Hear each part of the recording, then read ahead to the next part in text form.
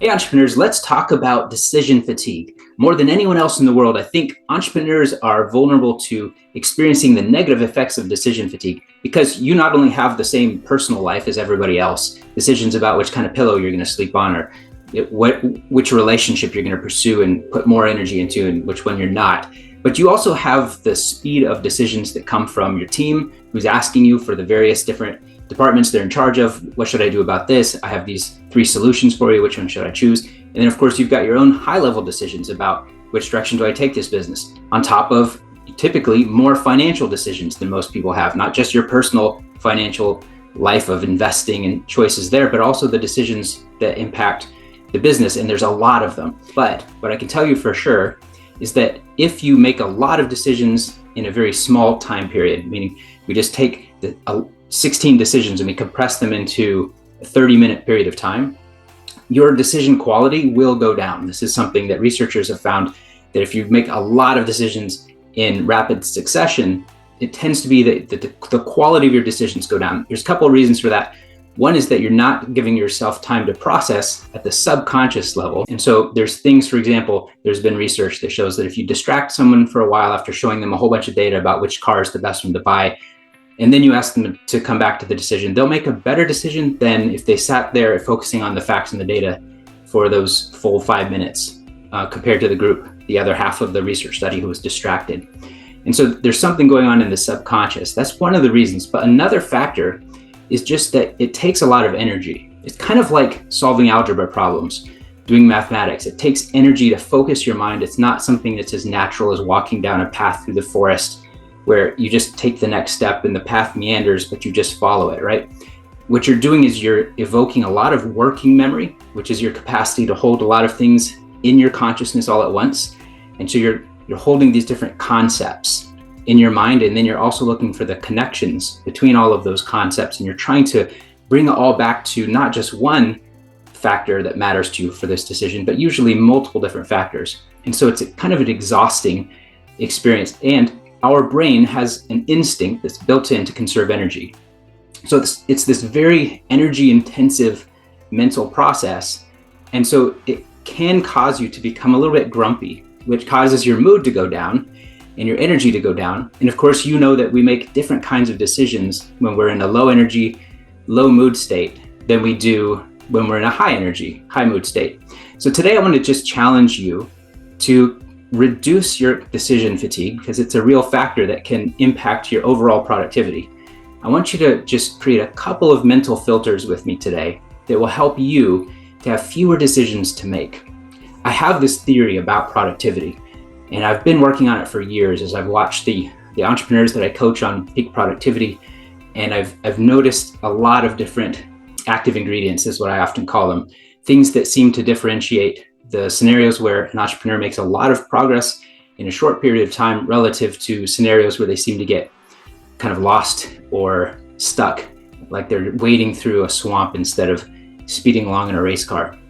Looking for those distinctions, one of the things that I've started to realize is that all productivity ultimately comes back to decisions. And sometimes it's a decision at the level of what is the decision that has the most 80-20 impact, but it also often comes down to deciding whether you're going to use a short-term time horizon versus a long-term time horizon. And this is one of those strange places in productivity where decision making can be either correct or incorrect depending on which time scale you're looking at. So for example, generally speaking, the most productive things you can do have the farthest and longest time horizons. So if you look 2 years out, you can do things now that set you up in such a way that 18 months from now, you're in a position to where you've accomplished a lot more than if you just always scrambled to do what needs to get done today or this week. A lot of you experience this when you come to me complaining about how much time you spend putting out fires. That's an example of the short-term time horizon, which it pains you to spend time doing stuff that you know, man, I've just got to put out this fire. If I don't fix this problem where our servers went down, then we're going to lose $100,000 per day. And so you have this sense of the urgency is in the short-term time horizon, but you know that the real gold lies in those longer-term, farther out time horizons. In other words, the big projects that you know could double or quadruple the overall revenue that your business is capable of producing as you create value for the world, but you can't ever seem to get there. And so sometimes you have to say, you know what, I'm going to lose this battle so that I can win the war. And that means letting something burn. One of my clients stated it this way to me recently. He said, you've got to know which fires to let burn. And I thought, that's it. Like, that's a really good way of capturing that concept. I don't know, maybe he got that from someone else, but the core idea there is that sometimes it's better to not fix things so that you can keep your focus on something that's longer term. Now, there's scenarios where you can afford to do that, and there's scenarios where you can't. And once again, that comes back to decision making, right? And so that muscle that you use for decision making, which ultimately determines your productivity level, it's being exercised in so many different ways, and it can wear you out. So today, here's my suggestion for you. If you want to reduce decision fatigue, I want you to ask yourself 2 questions. These are the most basic 2 questions that we can use to eliminate some of the decisions so you don't spend time thinking about it. Like, if I was going to go, actually I did this the other day. My son needs a new mattress, and I thought, you know, I could go read consumer reports. I could go compare prices at the local stores versus some of the new stuff that I've seen, you know, about Purple or various boxed mattresses. And I thought, you know what I'm going to do instead is I'm going to ask somebody else to make that decision who knows about mattresses already. It's not that important. It's a reversible decision. And so that's the first question that I want you to use when you're trying to decide which decisions to just remove from your plate, which is our goal, because not every decision matters to you equally, right? There's some decisions where it's going to have a huge impact and others where it's going to have a very small impact. So ironically, the way I'm trying to reduce your decision fatigue is by adding one more decision in front of every decision you make. And that is this decision, can I just remove this decision from my plate entirely instead of spending 5 minutes or 5 hours trying to wade through and make a complex, perfect decision on this? And so the first decision is this important enough? And so here's the 2 questions that help you decide that. One is it reversible? So a $600 or $1,000 mattress decision, that's reversible. Worst case scenario, I stuff it under the bed and we pull it out for guests to use and we get a different one. Now, the second thing that I want you to consider is, what is the size of the impact? So if it's reversible, it doesn't really matter that much. You can just fix it, right? But the second question, let's say the answer to the first one is no, this is not reversible. If we go down this path, we're committing ourselves to something that's going to cost resources and time. There's going to be these opportunity costs. We could lose something else because of going down this path. So this is not reversible. In that case, we want to ask, well, what is the total impact? Because you don't want to spend a lot of time poring over details, trying to figure something out where it doesn't really even matter that much. The total impact is really so small that it would be better for you to take the time that you would have spent on that decision and focus it somewhere else in your business. A great example of this is, I've been in team meetings before where a company brings me in to help them in some sort of group setting with some leadership or team decisions. And they start arguing about some small detail about a website. And then they go into some spin-off decision about whether it's worth it to upgrade some software for something else that's related to something else. And they go down this rabbit hole and they're having this big discussion. And I say, wait a minute, guys, let me just ask you a question. What is the total value of the hourly rate of everyone who's in this Zoom room with us right now? And let's say there's 5 people there, and on average, their value is around $400 an hour. And they suddenly realize, like, oh, if we just completely made the wrong decision about whether to buy this software or not, or to end that subscription that costs us $5 a month, it wouldn't have any dent on the bottom line of the business at the end of the year. That would come close to the amount of money that would be spent if we spend another 30 minutes trying to make that decision. So in other words, the impact is small. So we want to ask these 2 questions. Is it reversible? How high is the impact? And if the answer to the first question is no, it's not reversible, and the answer to the second question is high, the impact would be high, then that's where I want you to have a decision filter written down, something you can go and reference that helps walk you through some of the key factors that should help you make the decision quickly. This is basically an SOP for you that you've personally designed for yourself, for your unique situation, that asks you questions like, and this is one I take from Dan Nicholson and Nick Peterson, 2 of the leaders from a group that I'm I'm a graduate of, called the Certified Certainty Advisors. And what they say is, does this get me closer to what I want, or further away? And so if, for example, I say I want more time with my kids, and I'm trying to debate whether I should take on this new consulting gig that's going to take me take another 5 hours every week, and I've been telling my decision coach that I've just have no time and I can't ever seem to get more time with my kids, and I don't need more money, I just need more time, then the question, that filter, it helps me to get clarity right away.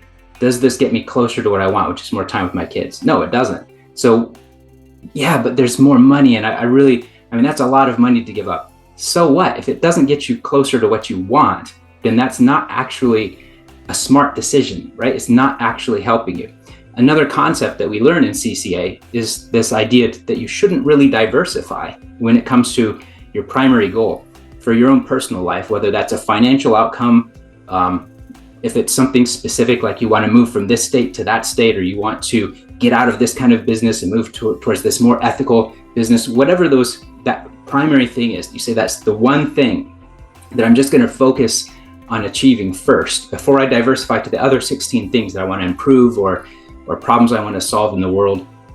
If you just choose one thing, it makes it a lot easier to create your own decision filters, because now you're solving for something that's specific. It's like Dan Nicholson says, if you have too many variables in your equation, you can't figure out what the solution is. If you don't have a few variables that are defined, then it's kind of like variables that point towards other variables, and it's not a solvable equation. And so what you want to do, part of the reason why you want to select a specific outcome and not diversify, is because then when you ask this question, does this get me closer to what I want or not, you can actually have an answer to that. It's very clear, like it either does or it doesn't, or it's irrelevant to that particular goal.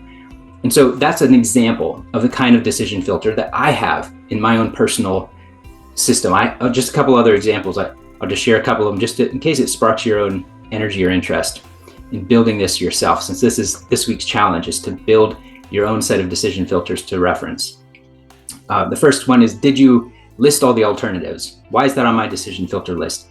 It's there because the best decision experts in the world tell us that one of the most common mistakes we humans make when we're making decisions is that we fail to fully exhaust the list of alternatives. We tend to think in binary terms, all or nothing. I either move to that state or I don't. We forget that there's in between. And I either hire this person or I don't. We forget the possibility that we could do a 2-week trial of 15 hours a week to see how we work together. So try to exhaust all those alternatives. That's something that's on my filter list. The next question is, do you or did you list the factors that matter? And so this is another thing where sometimes we just focus on one factor that we're trying to make the decision about. And if you just write it down and you make a list of, here's the factors that this decision matters to. So in this case, let's say I'm hiring a new employee, and one of the factors that matters is, how much does it cost to hire this employee? Another factor that matters is, how high is their skill level with fill in the blank thing that our company needs. Another factor might be, does this person seem to get along well with the other team members and contribute to the overall culture of our team? So you might list factors like that, and then you can rate each option, each alternative that we got from step one. You can rate each alternative based on the factors that you've outlined, so that you can kind of come out with a score, a numerical score. It says, okay, if these are the alternatives and these are the factors I care about, the person who gets the highest score is this person. It just makes it a little bit easier to operationalize some of that stuff that's in your working memory. It's hard to hold all of that in your thoughts all at once. If you use a decision matrix, or you just use a spreadsheet, list options, the factors, give them scores, it helps you to see more clearly what the answer is without having to hold it all in your head all at once. Another question that's on my filter list, my decision filter prompt list, is, what are the hidden second order consequences of this choice? And what are the third order consequences of this choice? So in this case, what I'm doing is I'm reminding myself to just slow down for just a second and think, okay, so I make this decision based on these factors, but if I locked myself into that, this other factor that I care about even more could be influenced in a way that I didn't think of until I saw this prompt on my list and it reminded me to think about that. So what's the point of this list? Why design a decision filter list for yourself? The reason you'd want to do this is because, again, what we're doing is we're capturing all of your genius that unfolds over time, and we're concentrating it into one list where we've taken your smartest moments where you've realized, when I make decisions, it really helps if I remember to ask myself this. And over time, you capture those and you add them to your decision filter list, your prompt. It helps you to quickly decide. And this needs to be unique to you. I can help you design one, but we're always going to add in a few things that are just specific to you, specific to the kinds of things that make you thrive in life. So for me, for example, I like to have an organized life. So if I had an option between having more of something that seems good, but it adds a lot of complexity, I'm going to tend to think, you know what, that's not really a very good choice for me personally, because I don't thrive. I don't enjoy life as much when I have a lot of complexity and unfinished business that's kind of always hanging out there. And so some people do well with that. Some people thrive in a world of complexity. But for me, I know that's not the case. And so my decision filter is going to reflect that with a question that says, does this add unnecessary complexity to your life? And that's just my reminder to say, hey, Todd, you have this tendency that is a little different than the average person to enjoy life more when you have more simplicity. Did you take that into consideration as a factor in making this decision? So here's your challenge this week. I want you to just ask those 2 questions before every decision. Is this reversible, and how high is the impact?